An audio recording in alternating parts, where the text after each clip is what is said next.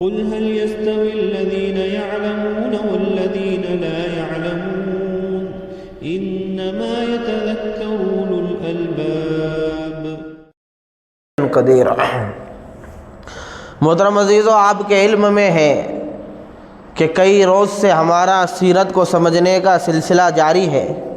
گزشتہ جمعہ کے اندر ہم نے سمجھا کہ رسول اللہ صلی اللہ علیہ وسلم کی دعوت کو روکنے کے لیے کس طرح پے در پے مشرکین مکہ حربیں اور چال بازیاں اختیار کر رہے تھے، اور اسی کے ضمن میں ہم نے سمجھا کہ لوگ اور صحابہ ایمان میں داخل ہوتے چلے جا رہے تھے اور ان کی رکاوٹیں بڑھتی جا رہی تھی۔ لہٰذا اللہ کے نبی صلی اللہ علیہ وسلم کو مختلف قسم کی لالچیں دیں، پھر ولید بن مغیرہ کے ذریعے کوشش کی، ابو طالب کے ذریعے کوشش کی، اور انہی کوششوں کا جاری تھی، اور یہی کوششیں ان کی جاری تھی کہ کسی نہ کسی طریقے سے رسول اللہ صلی اللہ علیہ وسلم کی دعوت کو روک دیں۔ یہی سلسلہ جاری تھا یہاں تک کہ 6 نبوی کا سال آیا۔ 6 نبوی یعنی اللہ کے نبی صلی اللہ علیہ وسلم کو نبوت مل کر 6 سال گزر چکے تھے۔ تو اللہ کے نبی صلی اللہ علیہ وسلم کے چچا حضرت حمزہ رضی اللہ عنہ ایمان میں داخل ہوئے۔ ایک طرف چچا ابو لہب سے سخت تکلیف ہوئی، دوسری طرف چچا حضرت حمزہ سے اللہ نے قوت بخشی۔ یہ اللہ کا نظام ہے۔ دیکھو، اللہ ایک صنف کے دو رشتہ داروں سے جسے چاہتا ہے قوت بناتا ہے اور جسے چاہتا ہے دشمن بناتا ہے۔ ابو لہب بھی چاچا اور حضرت حمزہ بھی چچا۔ گزشتہ جمعہ میں ہم نے تفصیل سے سمجھا، پوری سورت کی تفسیر بھی سمجھی کہ کس طرح ابو لہب سے تکلیف ہوئی اور حمزہ سے قوت ملی۔ کیسے؟ دیکھو، لکھا ہے ان کے ایمان لانے کا واقعہ اس طریقے سے سیرت میں کہ ایک مرتبہ اللہ کے نبی صلی اللہ علیہ وسلم کوہ صفا پہاڑ کی جانب جا رہے تھے۔ اتفاق سے ادھر سے ابو جہل بھی آیا، تو ابو جہل نے اللہ کے نبی صلی اللہ علیہ وسلم کو بہت سخت اور سست کہا، برا کا گالیاں دی، لیکن اللہ کے نبی صلی اللہ علیہ وسلم نے برداشت کیا۔ وہ ایک کہاوت ہے نا، جواب جاہلہ باشد خاموشی، کہ جاہلوں کا جواب کیا ہے؟ خاموشی ہے۔ جاہلوں کا جواب خاموشی ہے۔ لہٰذا ابو جہل کا باپ گالیاں دے رہا ہے، سخت کہہ رہا ہے، اللہ کے نبی صلی اللہ علیہ وسلم نے کوئی جواب نہیں دیا۔ وہاں پر جب یہ معاملہ ہو رہا تھا تو عبداللہ بن جدعان ایک بندہ ہے، اس کی ایک باندی وہاں پر تھی، بکریاں کچھ چرا رہی تھی۔ اس نے یہ معاملہ دیکھ لیا کہ ابو جہل محمد صلی اللہ علیہ وسلم کو گالیاں دے رہا ہے۔ یہ دیکھا اس نے۔ اس کے بعد اللہ کے نبی چلے گئے، ابو جہل چلا گیا، حضرت حمزہ شکار کر آئے، اور شکار کر آئے تو حضرت حمزہ کے ہاتھ میں تیر کمان تھی۔ تو ابو جدعان کی باندی نے پکڑ کر کہا کہ تمہارے بھتیجے کو محمد بن عبداللہ کو ابو جہل نے بہت برا بھلا کا گالیاں دی۔ یہ سننا تھا کہ ان کی غیرت جوش میں آئی کہ میرے بھتیجے کو ابو جہل گالیاں دیتا ہے۔ فوراً طیش میں اٹھے، غصے کے عالم میں اٹھے، اور روایت کے اندر ہے کہ اللہ رب العزت نے حضرت حمزہ کے لیے شرافت اور کرامت کا فیصلہ کر لیا تھا، یعنی اب ایمان دینے کا فیصلہ کر لیا تھا، لہٰذا ابو جہل کے اوپر غصہ آ گیا۔ اللہ کے نبی کی تکلیف دیکھی نہیں گئی۔ بہرحال ان کی عادت یہ تھی کہ جب شکار سے آتے تھے تو حرم میں جاتے تو وہی تیر کمان لے کے حرم میں گئے تو دیکھا کہ ابو جہل بیٹھا ہوا ہے چند ساتھیوں کے ساتھ۔ جیسا وہاں پر گئے، کمان سے ابو جہل کے سر پہ مارا، سر پھوڑ دیا، زخم ہو گئی، اور کہنے لگے تو نے میرے بھتیجے کو سخت اور سست کہا ہے، میں بھی اس کے دین پہ آ چکا ہوں۔ یہ جملہ تھا، میں بھی اس کے دین پہ تو چند لوگ کھڑے ہونے لگے ابو جہل کی طرف سے حضرت حمزہ سے لڑنے کے لیے۔ ابو جہل نے خود ہی بٹا دیا اور کہا کہ بات سچ ہے، میں نے بہت برا اس کے بھتیجے کو کہا ہے، تم حمزہ کو چھوڑ دو۔ اس کے بعد لوگوں نے حضرت حمزہ سے کہا، حمزہ کیا کہتے ہو، تم بھی صحابی بن گئے؟ صحابی نہیں ہے، صحابی یعنی بے دین، کیونکہ وہ رسول اللہ صلی اللہ علیہ وسلم کو کہتے تھے یہ بے دین ہو گیا ہے نا، تو تم بھی اپنے دین سے، آبا و اجداد کے دین سے ہٹ گئے۔ تو حضرت حمزہ نے ان لوگوں سے کہا کہ میں اس بات کی حقیقت کو جان چکا ہوں، اور یہ بات مجھ پر منکشف ہو چکی ہے کہ محمد صلی اللہ علیہ وسلم سچے نبی ہیں، اور وہ جو کہہ رہے وہ حق ہے۔ وہ جو کہہ رہے وہ حق ہے، لہٰذا میں اب اس سے دور نہیں ہونے والا، میں اس سے بیزاری ظاہر نہیں کرنے والا، میں محمد صلی اللہ علیہ وسلم کے دین پر قائم رہوں گا اور آپ کی مدد کرتا رہوں گا، تمہیں کیا کرنا ہے کر لو۔ ادھر ابو لہب تکلیفوں کے اندر آگے بڑھا، ادھر حضرت حمزہ کے ذریعے سے اللہ نے قوت بڑھا دی، قوت، کیونکہ حضرت حمزہ بڑے جلیل القدر سردار تھے مشرکین مکہ میں، قریش کے اندر، تو ان کا ایمان لانا۔ حضرت حمزہ فرماتے ہیں کہ یہ معاملہ ہوا بیت اللہ کے پاس، میں گھر آیا، اب جیسا گھر آیا تو شیطان نے وسوسہ ڈالا، جیسا گھر آیا تو بولو شیطان نے وسوسہ ڈالا، اے حمزہ تو سردار ہے قوم کا اور تو بھی بے دین ہو جائے گا، اپنے آب و اجداد کے دین کو چھوڑ دے گا، اپنے آب و اجداد کے دین کو چھوڑ دے گا۔ یہ تردد اور اشتباہ میں جیسے مبتلا ہوئے، حضرت حمزہ نے اللہ کو مخاطب کیا، اے اللہ ان کان ھذا رشدا فاجعل تصدیقہ فی قلبی والا فاجعل لی مما وقعت فیہ مخرجا۔ اے اللہ اگر یہ بات جو محمد صلی اللہ علیہ وسلم لے کر آئے ہیں، یہ دین اسلام اگر حق ہے تو اس کی صداقت، اس کی سچائی، اس کی حقیقت میرے دل میں ڈال دے، اور اگر یہ غلط ہے تو اس سے مجھے نجات دے، اس سے کوئی راستہ نکلنے کا بتا دے۔ یہ دعا کی، اور روایت میں ہے کہ پوری رات بے چین رہے حضرت حمزہ، پوری رات بے چین رہے، ایک پل کے لیے بھی کیا ہے، ایک پل کے لیے بھی چین نہیں آئے۔ صبح اٹھے اور بہت عاجزی کے ساتھ، گریہ وزاری کے ساتھ اللہ سے دعا کی، اللہ سے دعا کی کہ اللہ اس کی حقیقت میرے اوپر کھول دے، یہ کیا ہے، اس کے گر میرے اوپر کھول دے۔ دعا کرنا ہی تھا کہ اللہ رب العزت نے حضرت حمزہ کے سینے کو ایمان کے نور سے بھر دیا، تصدیق اور حقانیت حضرت حمزہ کے دل میں اتر گئی۔ اب محمد صلی اللہ علیہ وسلم کے نبی ہونے کا کامل یقین آ گیا، اور دین اسلام کے سچے دین ہونے کا کامل یقین آ گیا۔ اٹھتے ہی اللہ کے نبی صلی اللہ علیہ وسلم کی خدمت میں حاضر ہوئے، پورا واقعہ سنایا، اور یہ الفاظ کہے، اشہد انک لصادق شہادت المصدق والعارف، کہ اے نبی محمد صلی اللہ علیہ وسلم میں گواہی دیتا ہوں اس بات کی کہ آپ سچے نبی ہو، اور میری گواہی ایک تصدیق کرنے والے اور ایک جاننے والے کی گواہی ہے، یعنی میں جان چکا ہوں اور اس بات کی تصدیق کر چکا ہوں کہ آپ کیا ہے، نبی ہے۔ اللہ کے نبی صلی اللہ علیہ وسلم نے حضرت حمزہ کے لیے استقامت کی، اور جو ہے قائم رہنے کی جو ہے دعا کی، قائم رہنے کی دعا کی، اور اس طرح سے جو ہے پورا واقعہ حضرت حمزہ نے اللہ کے نبی صلی اللہ علیہ وسلم کے سامنے رکھا۔ اور اس کے بعد حضرت حمزہ رضی اللہ عنہ کو اللہ رب العزت نے ان کے سینے کو ایمان کے نور سے بھر دیا۔ اس کے بعد ہے نا ان کی زبان سے اشعار نکلے، بڑے اچھے اشعار ہیں، میں پڑھ کے سناتا ہوں۔ اس کے بعد حضرت حمزہ نے اشعار پڑھے، کیا کہا، حمدت اللہ حین ہدا فؤادی الی الاسلام والدین الحنیف لدین جاء من رب عزیز خبیر بالعباد بہم لطیف واذا تلیت رسالہ علینا تحدر دمع ذی اللب الحنیس ورسائل جاء احمد من ہداها بآیات مبینۃ الحروف واحمد مصطفیٰ فینا متاع فلا تغشوه بالقول العنیف فلا واللہ نسلمہ لقوم ولما نغزی فیہم بالسیوف۔ یہ اشعار پڑھے، اب ترجمہ سنو کتنے اچھے اشعار ہیں۔ کیا کہا حضرت حمزہ نے، حمدت اللہ حین ہدا فؤادی، کہ میں نے اللہ کی حمد و ثنا کی تعریف کی جب اس نے میرے دل کو الی الاسلام والدین الحنیفی، دین اسلام اور دین حنیف، دین ابراہیمی کے قبول کرنے کی توفیق دی۔ میں نے اللہ کی تعریف کی کب، جب کہ اللہ رب العزت نے دین حنیف کو اور دین اسلام کو قبول کرنے کی میرے دل کو توفیق دی۔ پھر آگے فرما رہے، لدین جاء من رب عزیز، خبیر بالعباد بہم لطیفی، اس دین کی توفیق اللہ نے مجھے دی جو پروردگار کی طرف سے آیا ہے، وہ پروردگار عزیز ہیں، اپنے بندوں سے باخبر ہے، ان کے حال کو جانتا ہے اور اپنے بندوں پر مہربانی کرنے والا ہے۔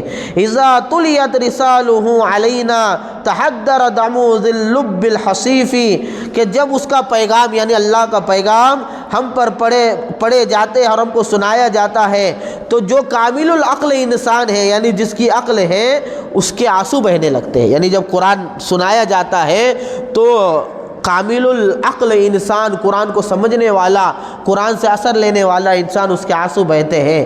پھر آگے کہنے لگے رسائل جا احمد من ہداہا بآیات مبینۃ الحروف، کہ وہ خدا کا پیغام جس کو احمد مصطفیٰ محمد صلی اللہ علیہ وسلم لوگوں کی ہدایت کے لیے لے کر آئے ہیں، وہ کیسا کلام ہے؟ وہ صاف صاف واضح حروف والا کلام ہے، اس میں کوئی ایچ پیچ نہیں ہے۔ یعنی قرآن کی تعریف کی کہ محمد عربی صلی اللہ علیہ وسلم جو قرآن لے کر آئے ہیں یہ اللہ کا پیغام ہے، لوگوں کی ہدایت کے لے کر آئے ہیں، اس کے اندر کوئی ایچ پیچ نہیں ہے، واضح کلام ہے، واضح کلام ہے، یہ کہا۔ پھر آگے کہنے لگے وَأَحْمَدُ مُصْطَفَى فِينَا مُطَاعٌ فَلَا تَغْشَوْهُ بِالْقَوْلِ الْعِنِيفِ، کہ اور احمد مصطفیٰ خدا کا برگزیدہ بندہ ہم میں واجب الاطاعت ہے، یعنی محمد عربی صلی اللہ علیہ وسلم اب ہمارے اندر آ چکے ہیں، یہ واجب الاطاعت ہے، ان کی اطاعت ضروری ہے، ان کی اطاعت کیا ہے؟ ضروری ہے۔ لہٰذا برے درست کلامی سے ہم جو ہے ان کے حق کو نہ چھپائیں گے، نہ چھپاؤ، یعنی ان کی بات کو اب چھپایا نہیں جائے گا۔ آگے کہتے ہیں فلا واللہ نسلم لقوم ولما نقضی فیہم بالسیوف، کہ اللہ کی قسم جب تک ہم تلوار سے فیصلہ نہ کر لیں اس وقت تک محمد صلی اللہ علیہ وسلم کو ہرگز لوگوں کے حوالے نہ کریں گے۔ یعنی اللہ کی تعریف کی، دین کی تعریف کی، قرآن کی تعریف کی، محمد عربی صلی اللہ علیہ وسلم کی تعریف کی، اور یہ فیصلہ لوگوں کے سامنے ظاہر کر دیا کہ جب تک تلوار ہاتھ میں رہیں گی اس وقت تک لوگوں کے حوالے محمد صلی اللہ علیہ وسلم کو نہیں ہونے دیں گے۔ اور حرم کے پاس بول کر آئے تھے نا ابو جہل اس کی ٹولی کو کہ میں دین حق پہ آ چکا ہوں، تمہیں کیا کرنا ہے کر لو۔ یہ حضرت حمزہ رضی اللہ عنہ کے ایمان لانے کا واقعہ ہوا کہ ایک چچا نے تکلیف دی، دوسرے چچا سے اللہ کے نبی صلی اللہ علیہ وسلم کو کیا ہوا؟ فوقیت ملی۔ اب یہ واقعہ ہوا، کیا ہوا؟ یہ واقعہ ہوا۔ اب ان کا کام تو روکنے کا جاری تھا، کن کا؟ مشرکین مکہ کا روکنے کا کام کیا تھا؟ جاری تھا۔ اب اسی کے بعد انہوں نے دیکھا کہ بھئی حضرت حمزہ بھی کیا ہے ایمان میں داخل ہو چکے ہیں۔ اب حضرت حمزہ کے ایمان میں داخل ہونے کے بعد محمد عربی صلی اللہ علیہ وسلم کو ایذا پہنچانا، تکلیف پہنچانا یہ کوئی آسان کام نہیں ہے، یہ کوئی آسان کام نہیں۔ اب انہوں نے سوچا کیا کرتے ہیں؟ انہوں نے سوچا کہ ان سے ڈیل کرتے ہیں، تو مختلف طرح کی ڈیل کی جس کا تذکرہ پچھلے جمعہ کے اندر میں نے کیا کہ بھائی تم کو عورت لگی تو عورت دے دیں گے، مال لگا تو مال دے دیں گے، سرداری لگی تو سرداری دے دیں گے۔ انہی ڈیل میں ایک ڈیل اور کرنے کی کوشش کی، کیا کی کہ چند سردار طے کیے، عاص بن وائل،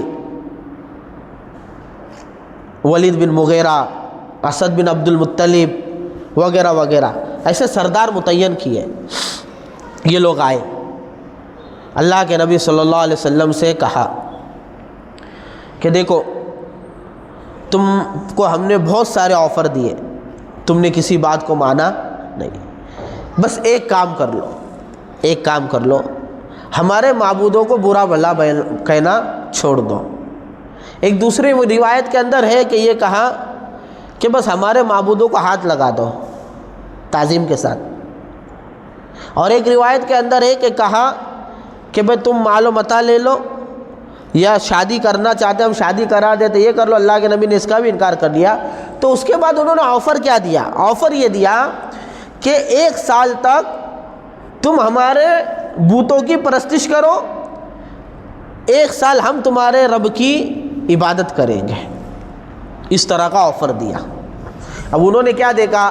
ہاتھ سے روک کر دیکھا، مال سے روک کر دیکھا، طاقت سے روک کر دیکھا، لالچ دے کر روک کر دیکھ رہا، اپنے قوم کے بڑے بڑے لوگوں کو بیچ میں ڈال کر دیکھا، اللہ کے نبی کے خاندان کے بڑے لوگ ابو طالب وغیرہ کو بیچ میں ڈال کر دیکھا، ٹھیک ہے، سب کو دیکھا، لیکن کوئی معاملہ حل ہوا نہیں. تو اب ڈیل کے اوپر آئے، چلو بھائی کم سے کم اتنا کر لو کہ ہمارے معبودوں کو برا بھلا مت کہو، 1 سال تمہارا 1 سال ہمارا. اس پر اللہ رب العزت نے جبریل امین کو بھیجا اور وہ سورہ کافرون لے کر آئے. سورہ کافرون اس وقت پر نازل ہوئی. اور اسی طرح دوسرے علماء اکرام نے لکھا ہے کہ سورہ زمر کی آیت 46-45 بھی اسی وقت نازل ہوئی. اس کے اندر کیا ہے؟ اس کے اندر یہ ہے کہ اللہ رب العزت نے وہی نازل کی کہ اے جاہلو، کیا تم غیر اللہ کی پرستش کرنے کا مجھے حکم دیتے ہو، جبکہ اللہ مجھ پر اور مجھ سے پہلے نبیوں پر یہ وحی بھیج چکا ہے کہ اگر تو نے شرک کیا تو تیرے سارے عمل عقارت چلے جائیں گے، بیکار ہو جائیں گے. لہٰذا اللہ کی عبادت کر اور شاکر شکر گزار بندوں میں شمار ہو جا. اور پھر سورہ کافرون بھی نازل ہوئی. اس کے اندر صاف کہہ دیا، اے نبی جی کہہ دو، قل یا ایھا الکافرون، اے کافرو، اے دین حق کا انکار کرنے والو. اے نبی جی ان کو کہو مخاطب کہہ کر کیا کہو؟ ایھا الکافرون، ایھا الکافرون، اے انکار کرنے والو، دین حق کے انکار کرنے والو، سن لو، لا اعبد ما تعبدون، میں تمہارے معبود کی پرستش نہیں کر رہا ہوں. ما تعبدون، جس کی تم پرستش کرتے ہو، ولا انتم عابدون ما اعبد، اور نہ ہی تم میرے رب کی عبادت کرتے ہو، نہ تم میرے رب کی عبادت کرتے ہو. ولا انا عابد ما عبدت، اور نہ ہی آئندہ کبھی میں توحید کو چھوڑ کر، نہ آئندہ کبھی میں توحید کو چھوڑ کر شرک کو قبول کر کے تمہارے معبود کی پرستش کر سکتا ہوں. ولا انتم عابدون ما اعبد، اور نہ آئندہ کبھی تم شرک کے ساتھ میرے معبود کی پرستش کر پاؤ گے اور عبادت کر پاؤ گے. اس کے لیے تو تم کو دین حق کو قبول کرنا پڑے گا. لہٰذا 2 ٹوک فیصلہ سنا دیا، 2 ٹوک فیصلہ سنا دیا. لکم دینکم ولی دین، تمہارے لیے تمہارا دین، میرے لیے میرا دین. یعنی میرے دین پہ عمل کر کے میں جنت کا حقدار بنوں گا، اور تمہارے دین پہ تم عمل کرو گے تو اپنی آنکھوں سے اپنا حال دیکھ لو گے کہ اس کا انجام جہنم کے علاوہ کچھ ملنے والا ہے نہیں. لہذا صاف الفاظ کے اندر اعلان کر دیا، یہ چلنے والی بات نہیں ہے. اس کے شان نزول میں 2-4 واقعات میں نے بتائے، اس سے اندازہ لگاؤ کہ اللہ کے نبی صلی اللہ علیہ وسلم، اللہ کے نبی صلی اللہ علیہ وسلم کو یہ بات بالکل گوارا نہیں تھی، اور نہ ہی اللہ کو یہ بات گوارا ہے کہ کسی بھی وقت دین کے کسی معاملے میں مساہلت برتی جائے. بلکہ ایک بات یہاں پر ہے اور سن لو، 2 مسئلے یہاں پر سمجھ لو. ایک ہے غصہ کرنا اور بغض رکھنا، اور دوسرا ہے کافروں سے مسالت کرنا. حضرت حمزہ کے واقعے کے اندر بھی یہ بات ہم نے دیکھی کہ میں نے ابھی کیا کہا کہ جیسا ہی عبداللہ بن جدعان کی باندی نے حضرت حمزہ سے اپنے بھتیجے کو ابو جہل کے گالی دینے کا تذکرہ کیا تو مستدرک حاکم وغیرہ کے اندر کیا ہے، حمزہ کو غصہ آ گیا. کیوں؟ کیونکہ اللہ نے حمزہ کے لیے کرامت اور شرافت کا فیصلہ کیا تھا. یعنی اللہ فیصلہ کر چکا تھا کہ حمزہ کو ایمان نصیب ہوگا.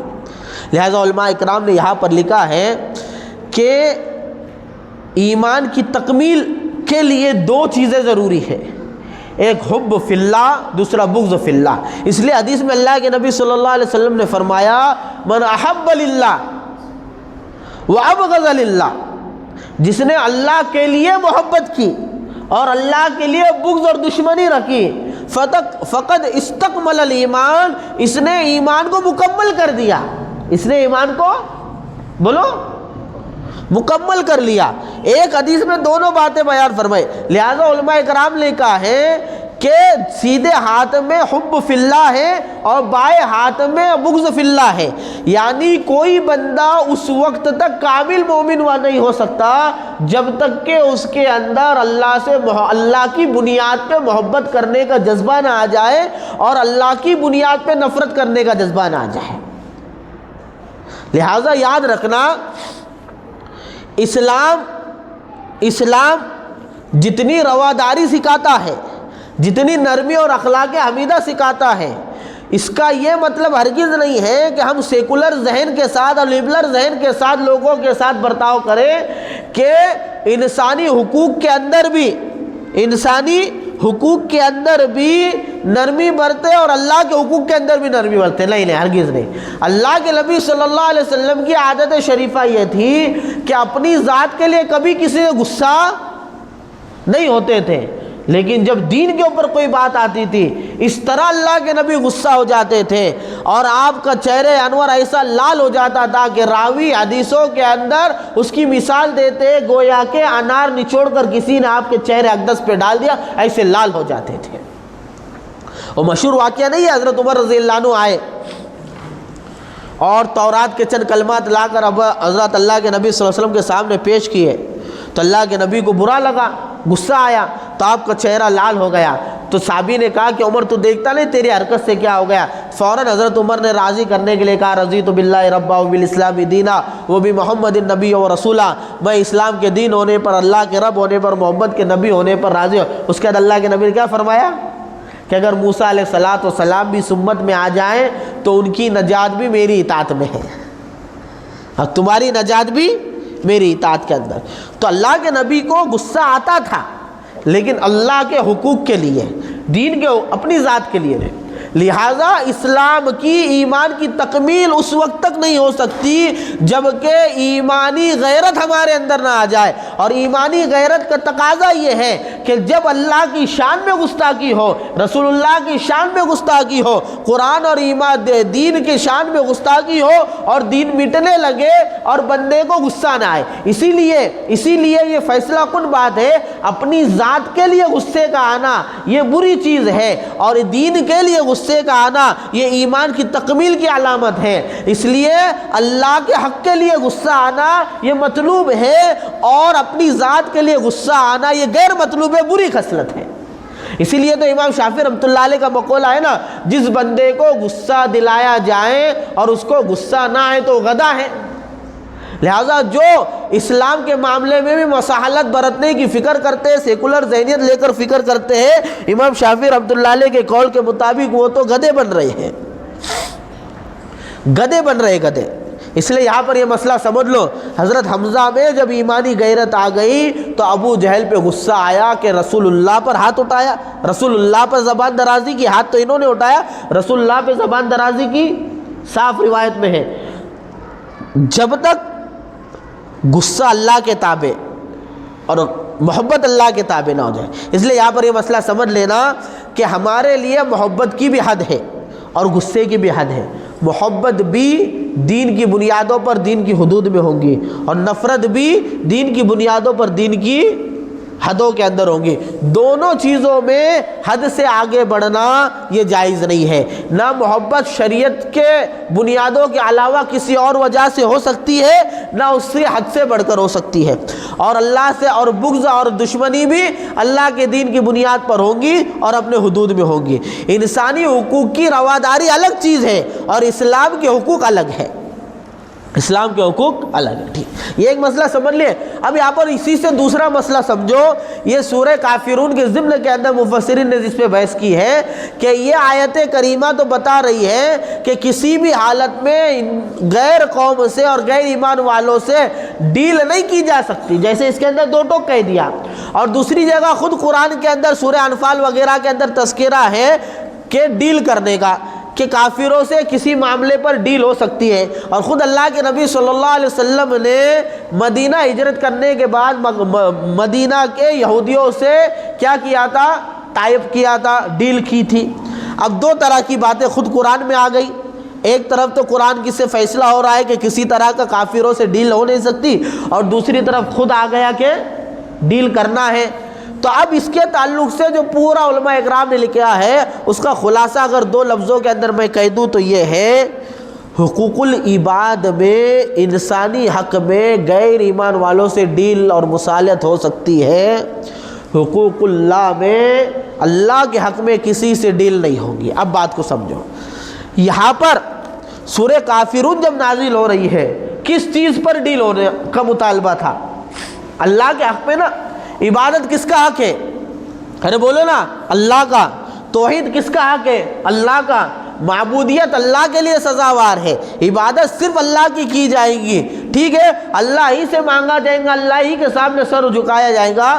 لہٰذا ایسے معاملے میں یا اللہ کا حق ٹوٹتا ہو یا دین کا کوئی حق ٹوٹتا ہو، معاملہ نہیں کیا جائے گا۔ لہذا آج کے زمانے کے اندر اگر ایسا کہا جائے ہم تمہاری عید کے اوپر خوشیاں منانے عیدگاہ آ جاتے ہیں، تم ہماری دیوالی منانے آرتی کے اندر کہا جاؤ مندر میں آ جاؤ، تو یہ نہیں چلے گا۔ اب اس پہ کوئی وہ دلیل دے۔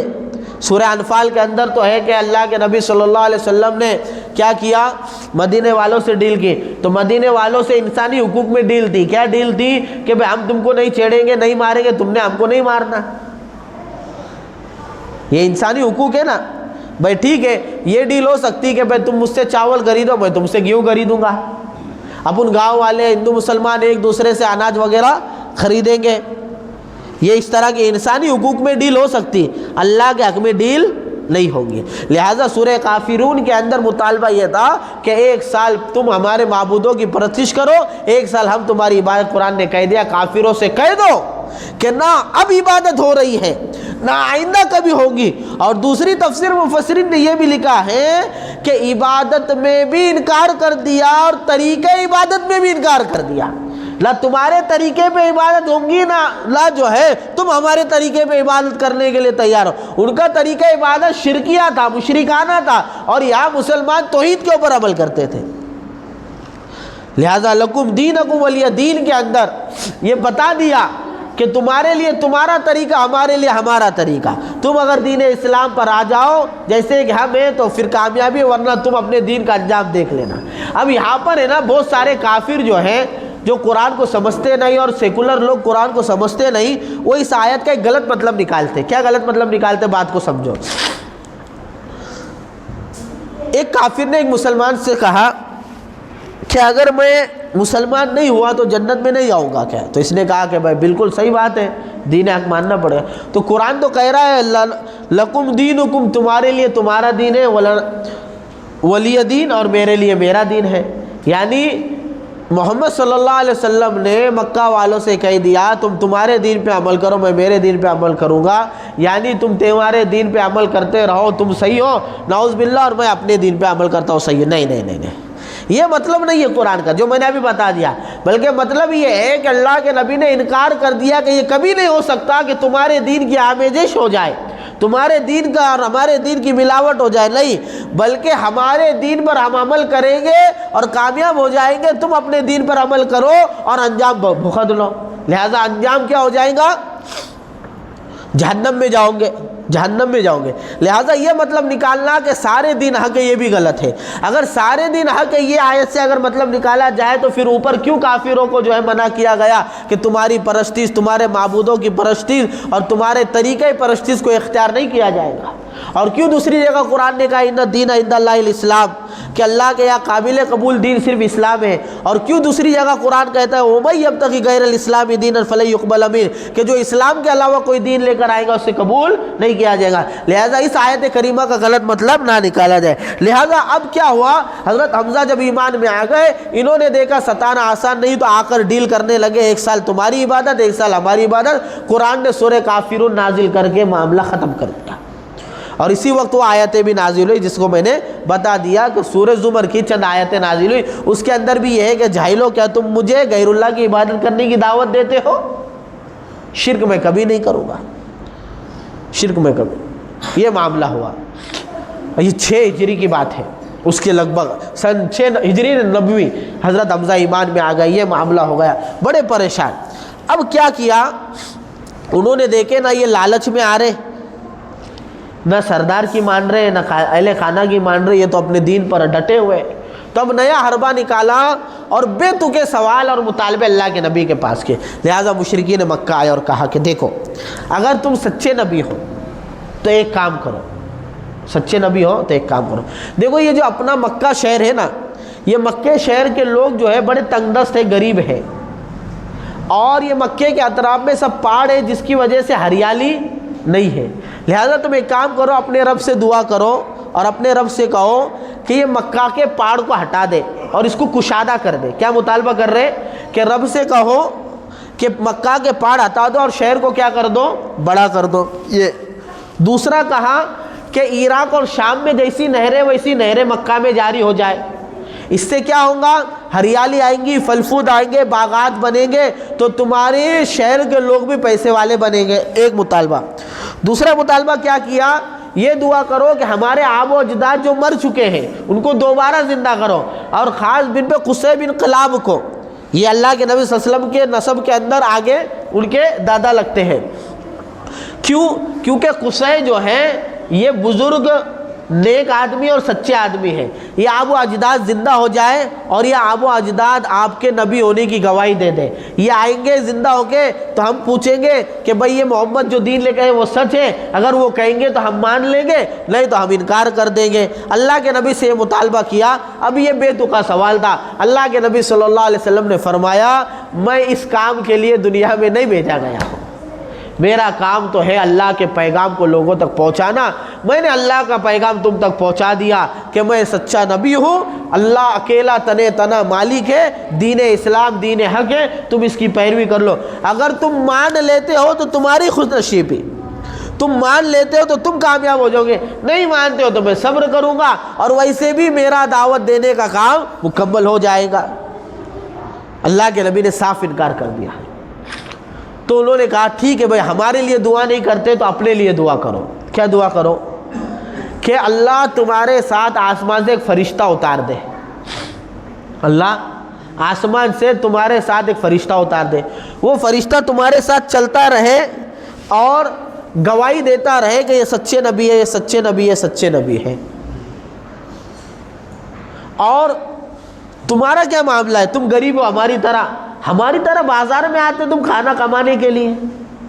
اللہ کے نبی تجارت کرتے تھے نا، کھانا کمانے کے لیے کیا کرتے ہیں؟ معاش کمانے کے لیے ہماری طرح بازار میں آئے. ایسے کیسے نبی؟ تم اپنے لیے خزانے اتارو. اپنے لیے کیا کرو؟ خزانے اتارو. اللہ کے نبی صلی اللہ علیہ وسلم نے کہا میں ہرگز اللہ سے ایسی دعا اپنے لیے بھی نہیں کروں گا. اللہ نے مجھے نذیر اور بشیر بنایا ہے. نذیر یعنی نہ ماننے والے کو اللہ کے عذاب سے ڈرانے والا، بشیر ماننے والے کو جنت کی خوشخبری دینے والا. لہذا میں ہرگز اس کی اس کی بھی دعا نہیں کروں گا. ہرگز اس کی بھی دعا نہیں کروں گا.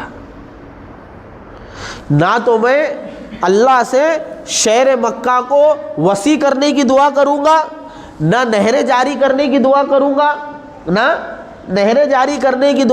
گا، نہ اپنے لیے فرشتہ اتارنے کی دعا کروں گا، نہ اپنے لیے خزانہ اتارنے کی دعا کروں گا. قرآن میں اس کو مختلف جگہوں پر جو تذکرہ کیا گیا ہے کہ اللہ کافروں کی بات نقل کرتے ہوئے کہتا ہے قرآن کے اندر بھئی یہ لوگ کہنے لگے یہ کیسا نبی ہے، یہ ہماری طرح بازار میں گھومتا ہے.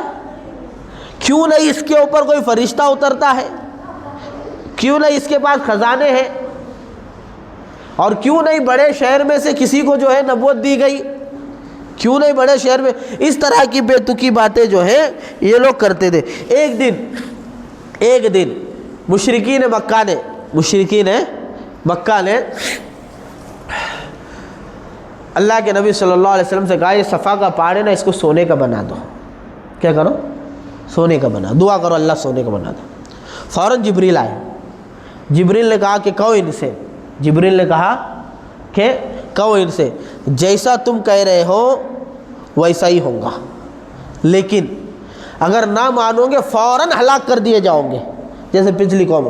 تو مشرکین مکہ پلہ جھاڑتے ہوئے اٹھ گئے ہمیں کوئی ضرورت نہیں تیرے دین کی، ہمیں کوئی ضرورت نہیں تیری. اب یہ گفتگو چل ہی رہی تھی، پہلی گفتگو. یہ تو دوسرا روایت سنا میں نے کہ اللہ کے نبی سے انہوں نے مطالبات کیے.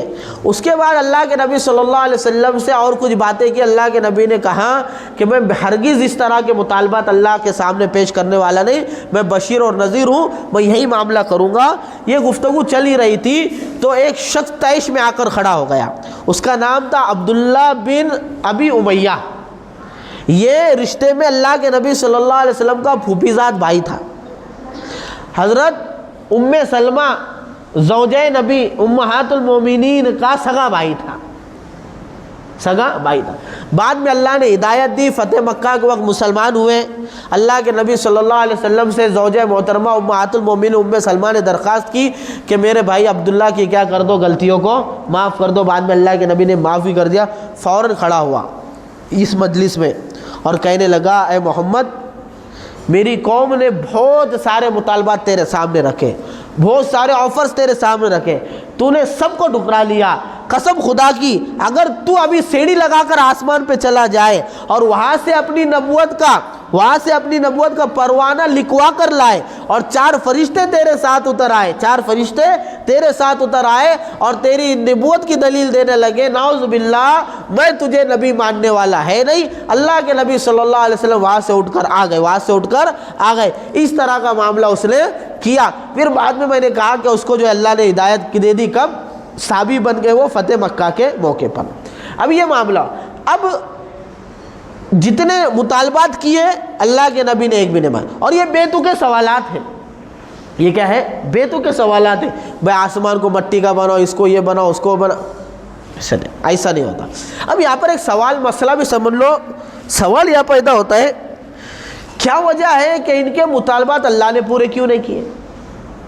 اور بات تو مسلم ہے کہ اللہ کی قدرت سے پرے کوئی نہیں تھا۔ اللہ چاہتا تو مکہ کے پہاڑ ہٹا سکتا تھا، اللہ چاہتا تو نہریں جاری کر سکتا تھا، اللہ چاہتا تو فرشتے اتار سکتا تھا، اللہ چاہتا تو رسول اللہ کو جو ہے سونے چاندی اور مال دے سکتا تھا، اللہ چاہتا تو ہر چیز کر سکتا تھا۔ اللہ نے معجزات ظاہر کر کے بتائے ہیں۔ موسیٰ علیہ السلام کی لاٹھی سے سمندر کے اندر 12 راستے بن گئے، پتھر سے موسیٰ علیہ السلام کی لاٹھی سے 12 چشمے نکل گئے، اور حضرت عیسیٰ علیہ السلام کے لیے مائدہ آسمان سے اتارا گیا، پہاڑ سے صالح علیہ السلام کی گابن اونٹنی اللہ نے نکال کر بتائی ہے۔ تو طرح طرح کے معجزات پہلے اللہ بتا چکا ہے، جس کا تذکرہ خود قرآن کے اندر ہے۔ تو کیا وجہ ہے کہ مشرکین مکہ کے مطالبات کو اللہ نے پورا نہیں کیا؟ تو اس کی بات، اس کا جواب اور اس کی حکمت علماء کرام یہ لکھی ہے۔ اصل میں 2 چیزیں دیکھو، ایک ہے اللہ کے یہاں ایمان امتحان کی چیز ہے۔ ایمان کیا ہے؟ امتحان کی چیز۔ پہلی بات سمجھو، اللہ کے یہاں ایمان امتحان کی چیز ہے، لہٰذا اللہ نبی کو اپنی مرضی سے ایسے معجزے دیتا ہے کہ جن معجزوں پہ غور فکر کرنے سے آدمی نبی کی حقانیت کو سمجھتا ہے، دین کو سچ مانتا ہے اور اپنی اختیار سے ایمان قبول کرتا ہے۔ اپنے ایسے معجزات اللہ نہیں دیتا کہ وہ معجزہ دیکھنے کے بعد کسی کو انکار کی گنجائش نہ رہے، اس کو اضطراری کیفیت میں مجبوری میں ایمان لانا ہی پڑے، ورنہ پھر ایسا ایمان معتبر بھی نہیں۔ بھائی اللہ کے نبی کی بات پر یقین کر کے فرشتوں کو ماننا یہ ایمان ہے، نہ یہ کہ آنکھوں سے فرشتوں کو دیکھ کر مجبوری میں ماننا۔ یہی وجہ ہے نا کہ جب بندے کی موت کا وقت آتا ہے فرشتے اس کو نظر آ جاتے ہیں، تو ایسے وقت جب روح قبض ہو رہی ہو، روح قبض ہونے کے موقع کے اوپر ایمان لانا معتبر نہیں ہے۔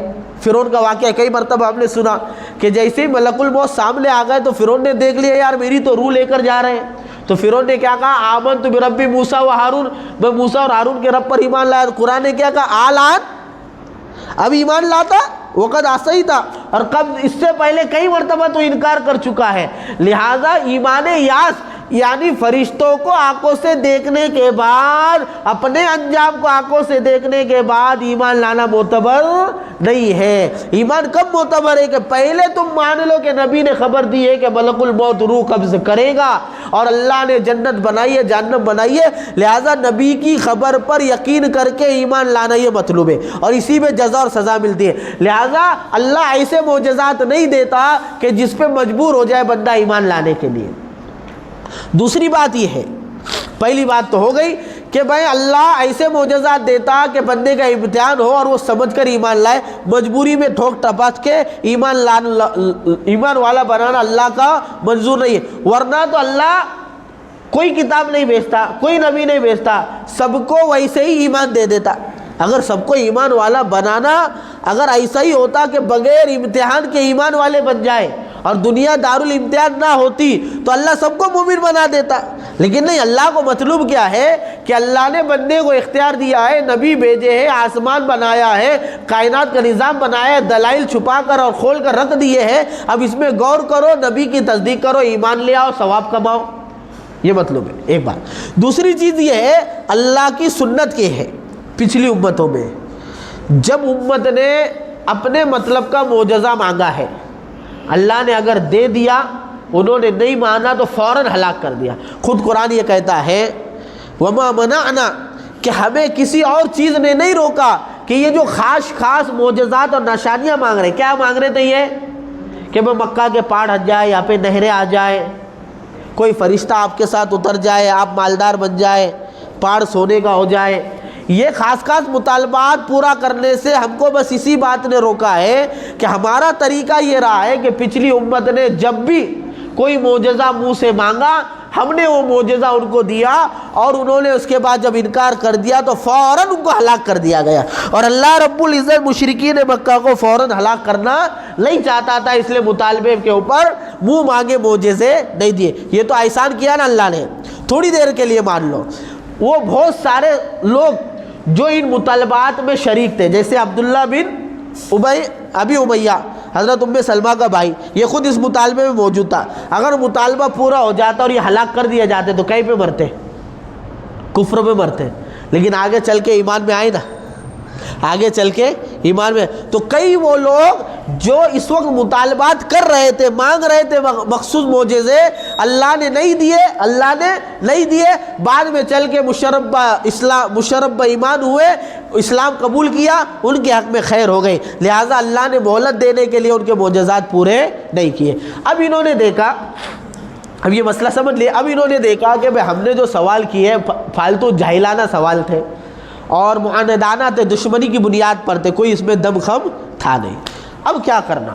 دیکھو مسلسل دعوت جاری اللہ کے نبی کی، مسلسل لوگ ایمان میں آ رہے ہیں، اسلام کی قوت بڑھتی جا رہی ہے، اور مشرکین مکہ کا اسلام سے روکنا اور اس میں اڑتڑے ڈالنا، دعوت کے کام میں، اسلام میں اڑتڑے ڈالنے کا کام بھی جاری ہے، لہذا خاموش نہیں بیٹھے۔ ایک حربہ فیل ہوا تو دوسرا تو تیسرا، اب انہوں نے کہ سوال جواب بھی فیل ہو گئے، اب کیا کریں؟ تو مشورہ کیا، اور نضر بن حارث اور عقبہ بن ابی معیط، یہ دو بندوں کو مدینہ بھیجا۔ مدینہ کے اندر یہود رہتے تھے، یہودی، اور یہودیوں میں بہت سارے جو ہے پچھلے تورات انجیل کے علماء بھی تھے، اور ان کو انبیاء اکرام علیہ الصلوۃ والسلام کے بارے میں علم بھی تھا۔ تو انہوں نے مشورے سے نضر بن حارث اور عقبہ بن ابی معیط کو تیار کیا کہ تم جاؤ مدینہ، اور مدینہ میں جا کے محمد بن عبداللہ کی پوری خبر رکھنا، اور ان سے پوچھ کر آنا کہ ہم اس کا امتحان کیسا لیں، اس کو کیسے پہچانے ہم کہ یہ سچا نبی ہے۔ تو یہ دونوں وہاں گئے، وہاں کے علماء یہود سے ملاقات کی، تو علماء یہود نے 3 سوال دیے۔ کتنے سوال دیے؟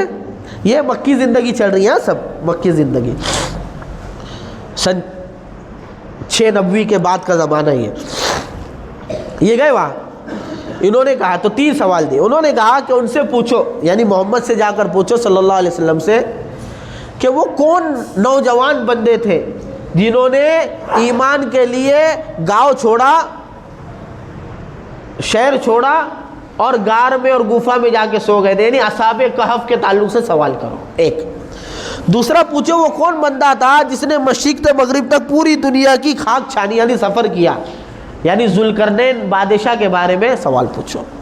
تیسرا اس سے سوال پوچھو کہ روح کیا چیز ہے، روح کیا چیز ہے۔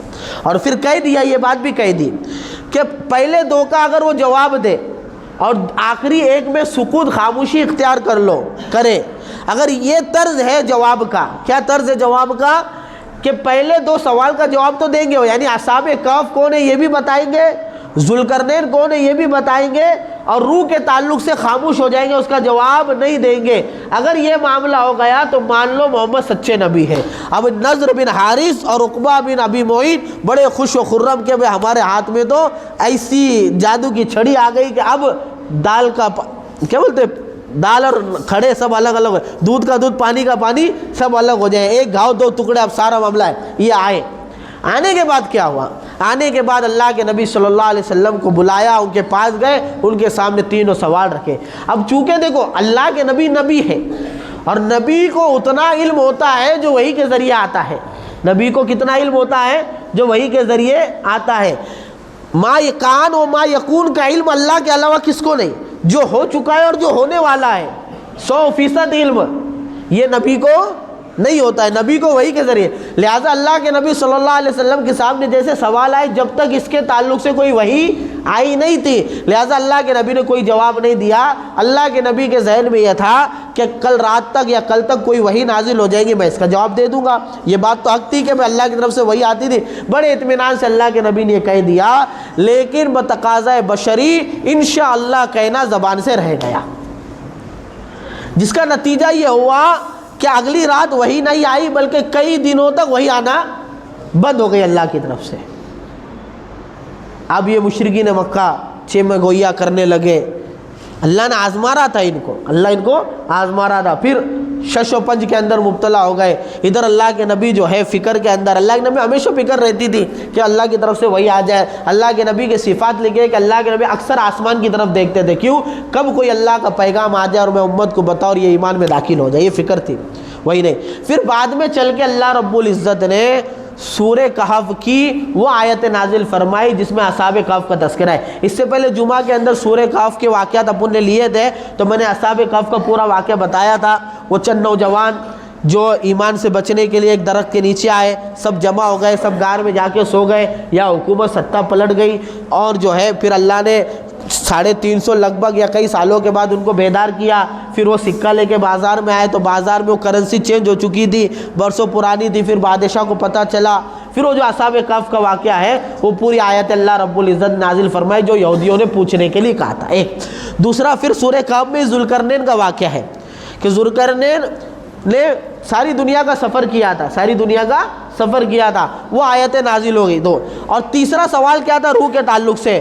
تو روح کے تعلق سے قرآن نے کہا یسألونک عن الروح قل روح من امر اللہ، کہ یہ لوگ نبی جی آپ سے روح کے تعلق سے سوال پوچھتے ہیں، آپ کہہ دو کہ روح یہ اللہ کا امر ہے، یعنی مجھے اس کے تعلق سے کوئی چیز معلوم نہیں، یہ تو اللہ کا امر ہے. جیسا یہودیوں نے کہا تھا اور جیسا پرچہ امتحان کا بنایا تھا کہ 2 سوال کے جواب دیں گے، ایک سوال کا جواب نہیں دیں گے تو یہ پاس ہو جائیں گے، لہذا ویسا ہی ہوا. اور ساتھ میں سورہ کہف کی وہ آیتیں بھی اللہ نے نازل فرمائی جس کے اندر یہ تذکرہ ہے کہ آئندہ کبھی بھی کسی چیز کے تعلق سے یہ نہیں کہنا کہ میں کروں گا، بلکہ کہنا انشاءاللہ کہ جب اللہ چاہے گا ہو جائے گا. وہ ہدایت بھی اللہ نے دے دی کہ ہر کام کے لیے انشاءاللہ کہہ دینا، اگر بھول جائے تو بعد میں کہنا. اس لیے مسئلہ سمجھو. عبداللہ بن عباس رضی اللہ عنہ فرماتے اس آیت کے ضمن کے اندر کہ اگر کسی کام کے لیے آئندہ کا جو کام ہے اس کے لیے انشاءاللہ کہنا ہے، بھائی انشاءاللہ جمعہ کے بعد جماعت میں جاؤں گا، انشاءاللہ جمعہ کے بعد کھانا کھاؤں گا، انشاءاللہ شام کو یہ کروں گا.